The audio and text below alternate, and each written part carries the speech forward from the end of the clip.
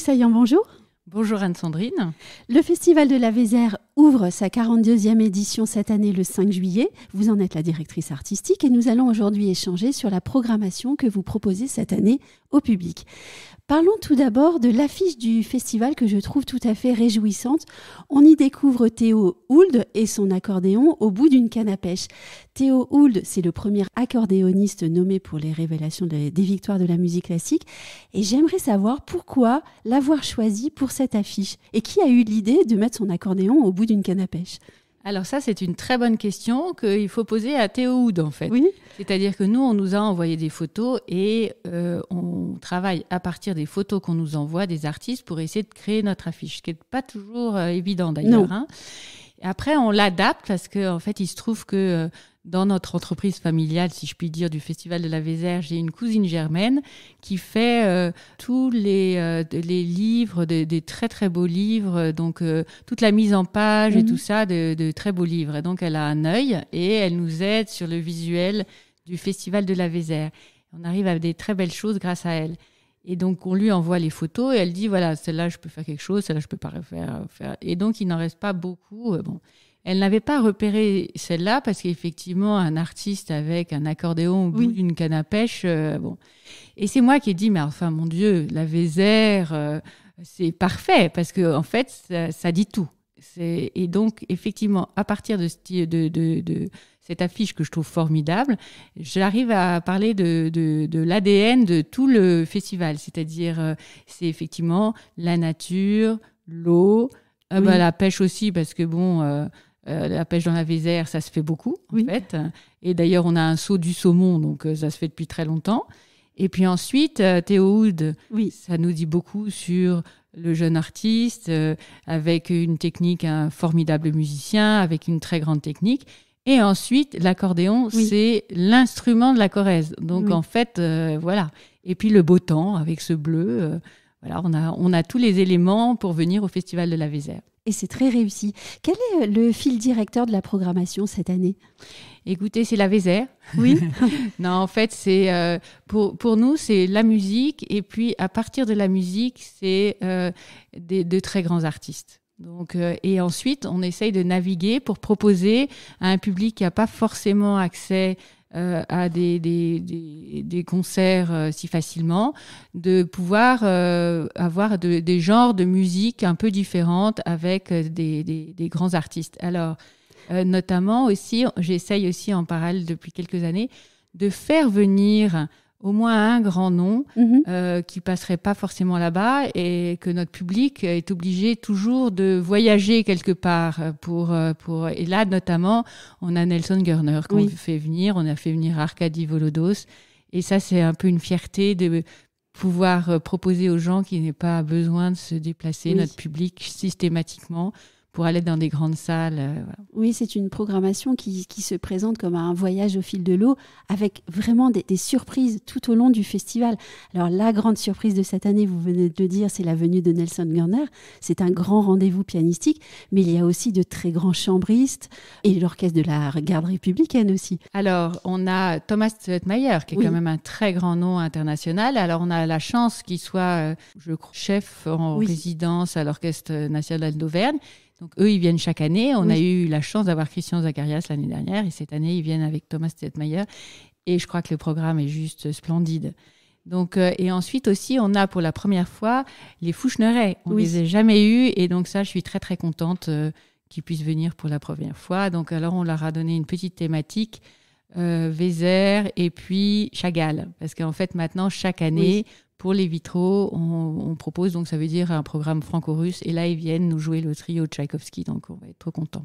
Et puis les deux magnifiques Lilia Petrova et Alexandre Kantorov aussi. Alors voilà, donc alors moi j'ai une attache particulière avec Alexandre Kantorov, de même que le festival, parce que du coup il est venu, on faisait à l'époque des concerts avec des jeunes autour de Philippe Bernold et des jeunes du Conservatoire de Paris, et il se trouve qu'il en faisait partie. Donc voilà, donc après, il n'est jamais plus revenu parce qu'en fait, il a trop de choses à faire. Donc il a la gentillesse de revenir une fois encore jusque-là et ça nous fait bien plaisir. Accompagné de Lilia Petrova, qui est aussi une violoniste extraordinaire. Qui est incroyable et qui se trouve aussi être une grande amie d'Alexandre. Ils adorent jouer ensemble et ils le font formidablement bien. La littérature sera présente également. Vos parents ont, en 1995, initié les soirées texte et musique. Et cette année encore, la tradition est perpétuée. Tout d'abord avec François Bunel et Claire-Marie Leguet. Exactement. Donc on avait Lambert Wilson notamment qui est venu il y a bien longtemps, dans les années 90, je crois. Donc il est revenu pour faire des années Proust et il était venu déjà à l'époque pour Proust.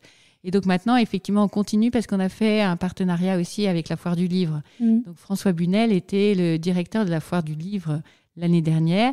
Et donc Claire-Marie Leguet, elle vient aussi régulièrement au festival. Et du coup, les deux combinés, ça nous paraissait une toute bonne idée. Et ensuite, on va retourner dans les jardins de Colette. Oui. C'est un anniversaire Colette cette année. 150 ans de sa naissance. Voilà, exactement.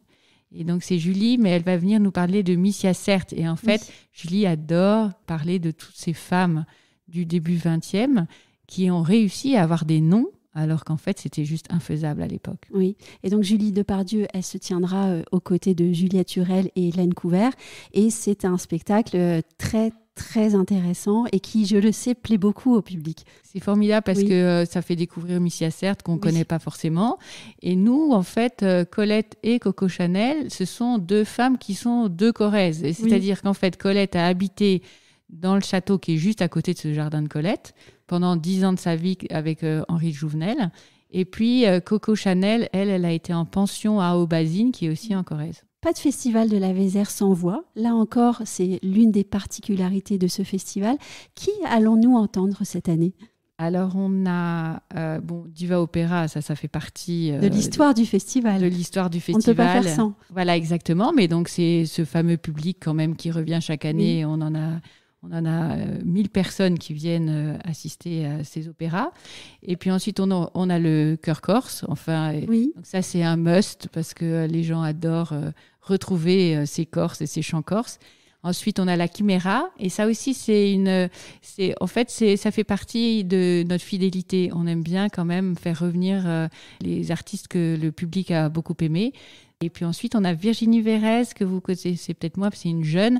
Mais c'est une briviste, en fait, et qui est passée par Juilliard School, qui a été à l'Opéra de Vienne, qui fait une très belle carrière. Donc, on est très content de mettre aussi en valeur des artistes qui sont brivistes à l'origine. On voit dans cette programmation toute la variété, le soin apporté à faire venir de grands artistes de la musique classique et aussi des chanteurs polyphoniques, du répertoire hispano et latino-américain. Enfin voilà, il y a une certaine variété qui ne peut que plaire au public. Voilà, alors ça, je continue sur la lignée de ma mère parce que ma mère avait des coups de cœur et donc elle avait juste envie de proposer ses coups de cœur à son public et en fait elle défendait ses coups de cœur et du coup elle a créé cette fidélité et cette confiance que le public a en la programmation qui nous permet effectivement de leur proposer des choses assez variées pour que justement ce soit pas trop musical. Oui, vous parlez des coups de cœur de votre maman. Est-ce que vous allez pouvoir développer peut-être l'un de vos coups de cœur ? Est-ce que vous avez un désir ?